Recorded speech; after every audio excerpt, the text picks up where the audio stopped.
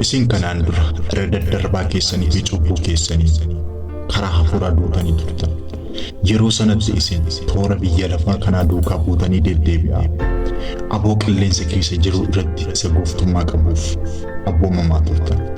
Hafuurichi hamaan amma namoota Waaqayyoof hin abboomamne gidduutti hojjechaa jira. Nus hundumti keenya hawwa foon keenyaa duukaa buuna. Akka fedha namummaa keenyaa fi yaada keenyaatti warra akkasii gidduu jiraanna. Kana irraa kan ka'es akkuma warra kaanii dhalootaan dheekkamsa Waaqayyoo jala gallee turre. Araarri Waaqayyoo garuu baay'ee waan ta'eef jaalala isaa guddaa sanaan nu jaallate.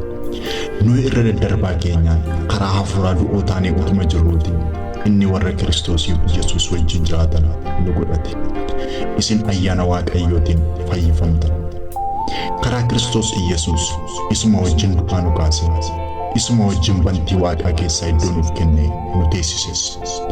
Inni arjummaa karaa Kiristoos Yesuus nuuf godhe sanaan bara dhufu hundumaattuu baay'ina ayyaana isaatiin isa hammas hin jedhamne agarsiisuudhaaf kana godha. Isin ayyaana Waaqayyootiin karaa amantii fayyifamtan.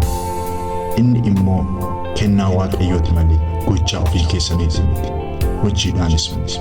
Namni tokko illee akka ittiin of hin jajne. Nuyi hojii harka isaati. Hojii gaarii isa Waaqayyo duraan dursee qopheesse keessa akka deddeebinuudhaaf karaa Kiristoos Yesuus uumamne. Ergaa Phaawulos gara Efesoonitti erge boqonnaa 2 lakkoofsa 1 hanga lakkoofsa 10.